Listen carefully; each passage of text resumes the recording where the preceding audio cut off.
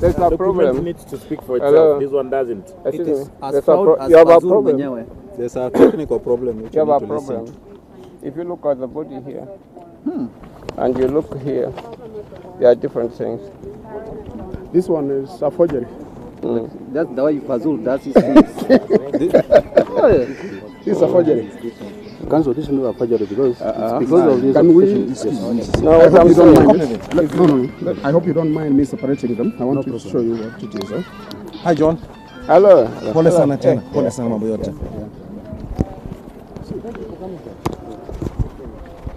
That's the order. This is an affidavit. The application in the statement of court, miscellaneous number this, Republic through this, against so and so and so and so. The affidavit is called Republic of Kenya affidavit. Yes. Which was done. I am telling. No, that's okay. I'm saying this affidavit is not in support of this application. This application is not supported by this affidavit. This order is not related with this application. Ngoja, I want you to see this simple using your eyes only. So are they faking this? Have you faked this? Have you faked it? Can you see what I'm saying? The heading must be consistent. Is it the format? It is not a format. It's not a simple thing. I know. This is not a simple thing. The heading must always be the same so that you can say for sure this document relates with the application that has been made. Your affidavit has no heading. But you see, Council, this is called the title or indictment. What I'm saying, yes, it was taken. They have there's a commission. It doesn't matter. The person who commissioned that. It doesn't matter it's about not the chief magistrate who commissioned it. I'm saying, what I'm saying is this affidavit does not relate with this application. Look at this. The application is specifically saying that it has been made by the DCI. I don't know what that is. Kenya Revenue Authority Police Unit, who is the applicant. African Center for Open Governance, first respondent. Gladwell Otieno, second respondent, expert in not motion. All right. This affidavit doesn't say what is it related to. What I'm saying, whoever commissioned is not the chief magistrate. No, my point is, it's not the commissioning I'm talking about. I'm saying it's like me. Even this affidavit does not seem to relate to AfriCOG or Gladwell. Precisely. This relates to a blanket affidavit you have made that you use. There's nothing here that says it's about AfriCOG. Any affidavit you make says, I have been investigating an offense to faith practices related to somebody. Yes. You always have to put that in affidavit. Or the references are being made. No. Have you served this application? No. It's expired. It's the one that I want to serve. No, it's okay. Let me have this. This is the application. Now, what I'm asking we do, so that we, this is the notice of motion which we have. Yes. This is the application. Where's the order? John, you had it. No, let me put the case to him. Just listen. Hello. Listen to me. Instructions from listen to me. Yes. The document that gives you authority to be here is this order. Yes. Now, the name of the farm, the name of Gladwell Otieno is not here. It does not exist. No, Otieno, no, sorry. Gladwell Otieno has the right to reject this document. It does not refer to her at all. Where do you find the name? And it is therefore is rejected. Gladwell Otieno there? No. No, is the name of the farm here? No. You see, you can't pick an order alone. No, there's so much reading in between. It's not this, it's that. Don't keep it, please. Don't keep it. You have the documents. Don't take them. Don't take them, please. Mr. Ombati, don't do that. Nyambati or Obati? Do not do this, please. If you want to do this thing properly, do it properly.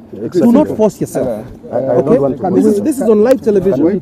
Please. Are you talking to him? No. Can I talk to... No. What's the problem? Hold on. We are consulting as well. You consult the people. Now you can make calls now. Please make a call now. Make a call. Do not do that. This is it's supposed to be law in this country.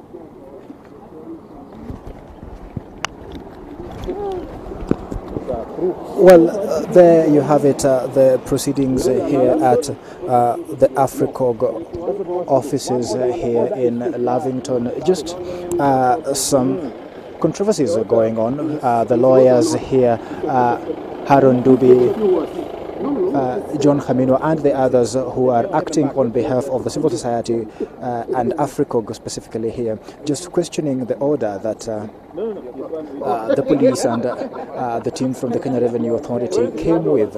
So that is what they have been questioning. They have been saying that it is a blanket order which is not in any way mentioning or touching on AfriCOG or on its executive director Gladwell Otieno.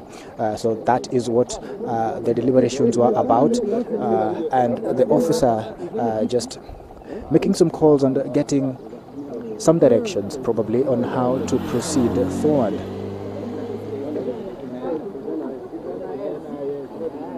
And there they are, just going to have some deliberations. So what was happening here is that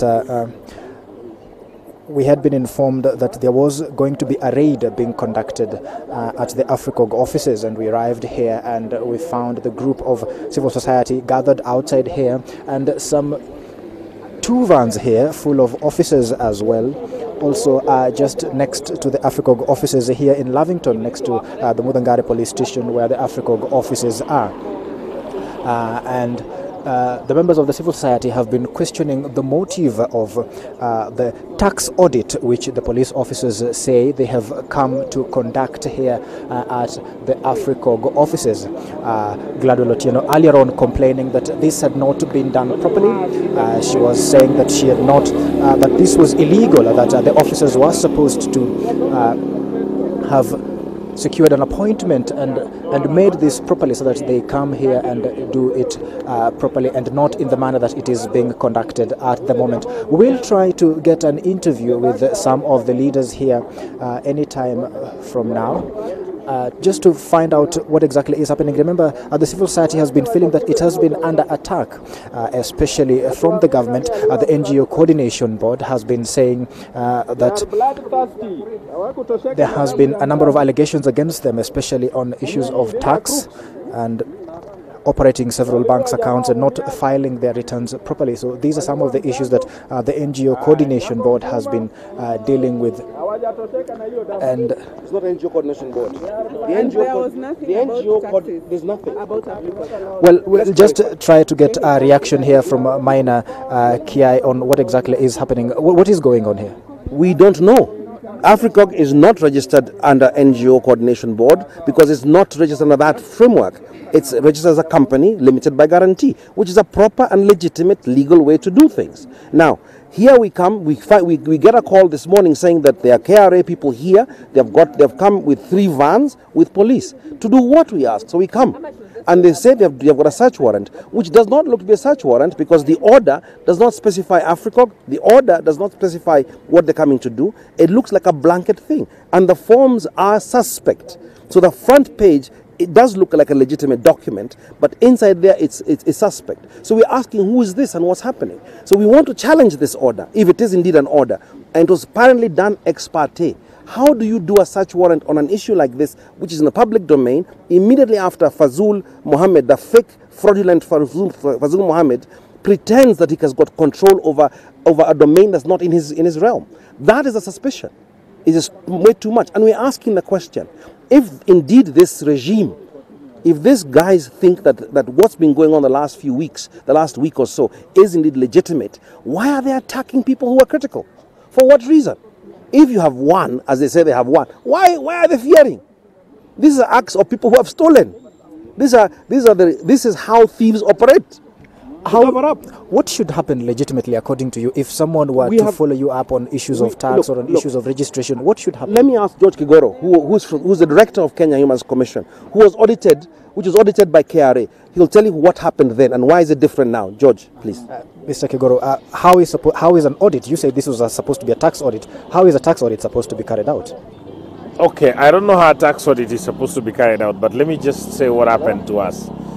KRA came to us again after we had been reported to them by Fazul Mohammed. It seems like Fazul Mohammed is the one that moves every government department to act or to remember its responsibilities. So KRA came to us. They had a letter. It was a very respectful approach. We had an initial meeting. They told us what they wanted to do and how they wanted to do it. We said we had no problem with it. They said they were going to carry an audit of our organization for the last 5 years. We said we have got nothing at all to hide. We gave them a room. We gave them a lot of tea and coffee every day. You didn't charge them. And we did not charge them. Yes, and they carried out the audit and they finished the audit and they went away. We are fine with it because it clears us and it exonerated us from the baseless accusations that Fazul Mohammed had made. But what is happening here is a completely different approach. You've come here with policemen to an organization that has no notice that you are coming, that has not denied you entry into their premises, that is not resisting your audit, and you've come here to break into that organization by force. What kind of, and then you come with documents that you say are the basis of the legal authority to come into the organization, and those documents are defective. This is sort of a fly-by-day that is being carried out at fly by night, being carried out during the day to harm organizations. Mr. Ndubi, sorry, yeah, just go ahead. The technical point we are making is that this application is highly likely to be a forgery. If you look at the heading of it, it suggests that it's an application made before the magistrate court in Kilimani. The affidavit doesn't relate, that has no detail relating to the orders being sought in the notice of motion. But most important, strangely, and why we are saying it's highly likely a forgery, the order they are seeking to execute does not have even the name of the purported magistrate who has signed it, who authorized this. And you can see, if you look at the order, it doesn't relate to any person. It is not saying go and audit either AfriCOG or Gladwell Otieno. Secondly, if they wanted Gladwell Otieno's accounts, Gladwell Otieno doesn't live here. These are officers of AfriCOG. How can they seek an order against Gladwell Otieno and come to hold AfriCOG hostage? So what is going to happen? What have you decided that you're going to do moving forward? Are you going to allow them in, or what are you going to do? Certainly, not on the basis of a worthless piece of paper. There is no nexus between this document and the other document. Yes. If you want to see the heading of this, by the way, Dr. Kaminwa, there is something interesting here. It is saying that it's the Republic through the DCI, KRA police. No. Yeah, just take cuts from far.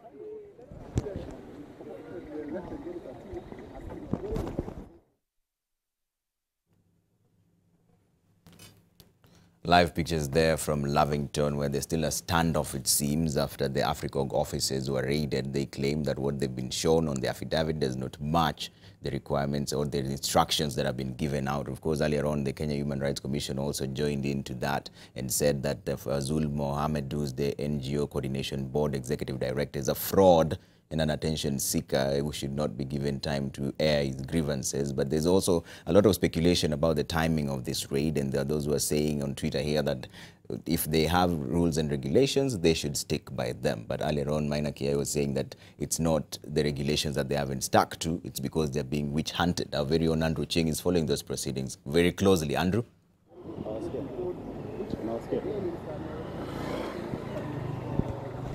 Well, thank you, Trevor. As you rightly mentioned, it is a cold, dreary morning here at the offices of AfriCOG here in Lavington. The rain, the drizzle just increasing a bit, but it's also dreary for the civil society community, as they are saying, because they have woken up to what they're calling a raid. Officers from who are saying they are from the Kenya Revenue Authority have come in with a search warrant. They are saying that they wanted to search the offices of AfriCOG, but the search warrant has been dismissed by the lawyers of AfriCOG, by the lawyers of the civil society and AfriCOG, who are gathered here, whom you can see right behind me there. And the lawyers just saying that the warrants do not specifically address AfriCOG, do not specifically address the executive director of AfriCOG, that is Gladwell Otieno, and that the affidavit has not been signed by any magistrate. So they are questioning this affidavit. They are saying that the division which these officers say they come from, to them, does not exist. So they are saying that this has not been done properly and lawfully. They are wondering why a tax audit, which these officials say they have come to do, should be conducted in such a manner. Earlier on, when the executive director Gladwell Otieno was here, she was saying that there was no appointment that has been sought from her. So she was pretty bitter and really gave the officials who are here a piece of her mind, so to speak. But the officers gathered here, some of them are still in the vehicles here. There are two vans that are outside the AfriCOG offices, full of officers who have come to conduct the audit. Some of them you can see right there, and the other one with the blue plates. The officials gathered here who have been saying that they are the ones who have been sent here to conduct the audit. The official who spoke earlier was saying that he is an inspector, but we still are not clear on what the officials have come here to do. Even with the warrant that they have, we don't know. The NGO, the civil society, is saying that it is a tax audit, but the police officers have not spoken to us and have not told us what specifically they have come to do. We will try to get them and find out what exactly they have come to look for at the offices of AfriCOG. But the civil society have said that they will not allow the officials in until they come with the proper documentation to say what exactly they want to do here. Trevor? Yesterday, the NGO Coordination Board mentioned that this was the reason they're raiding AfriCOG is because they're not registered as required by law. And now you're talking about tax evasion. Doesn't that make it seem a bit fishy?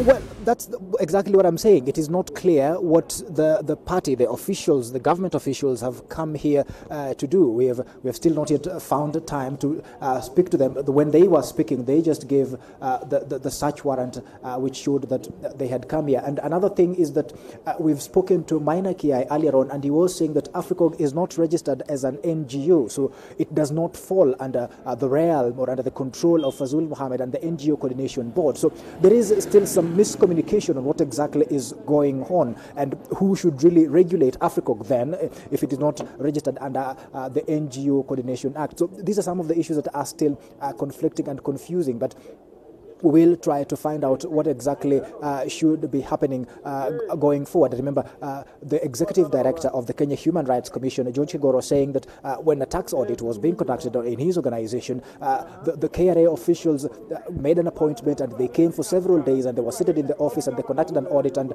they completed that audit and sort of cleared the organization. So, but we were here speaking to Maina Kiai earlier on, and he was saying that AfriCOG is not registered under the NGO Coordination Board. And even in any case, if any officials were to come here to conduct an audit, then it should have been done in a proper way, where they should just seek an appointment and come in and do their audit and leave in a formal manner.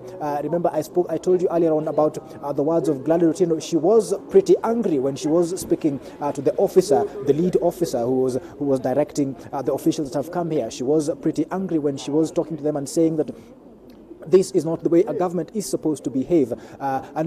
Many people have said that the sort of attack, if you could call it that, is a veiled attempt to sort of muzzle the civil society, given the criticism that they've leveled against the government and what has been happening so far. Remember, some members of the civil society have been very harsh critics of the government going back to 2013, before even the Jubilee government came into power. Remember, Gladwell Otieno and some of these people were among the people who initially, remember, going all the way back to the cases of the ICC. And in any case, this is not the first time that some of these things are happening. Remember, the NGO Coordination Board has done this so many times before. Remember, there's a time a while back when it blacklisted so many organizations because of the lifestyles of the executive directors, even international non-governmental organizations, because of the salaries that were being paid to the directors, and on other so many issues. So this is not the first time, and it has been happening for quite a while, but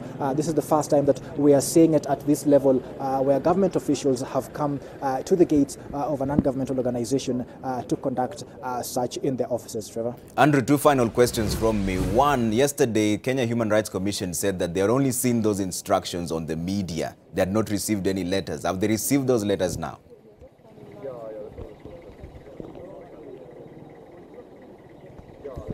Well, none, and even the search warrant that the officers came with had not been served on AfriCOG earlier on. So they were seeing it for the first time. And remember, as I've just told you, one of the complaints by the executive director of AfriCOG here was that there was no appointment that had been sought from her. So they are seeing all these things for the first time, according to what they are telling us here on camera, and according to what we are witnessing here today. They are saying that this is the first time that they are seeing some of these things, Trevor. And finally, Andrew, they're still questioning the legitimacy of Fazul Mohammed, who's the NGO's coordination board. Do they still hold that opinion that is a fraud?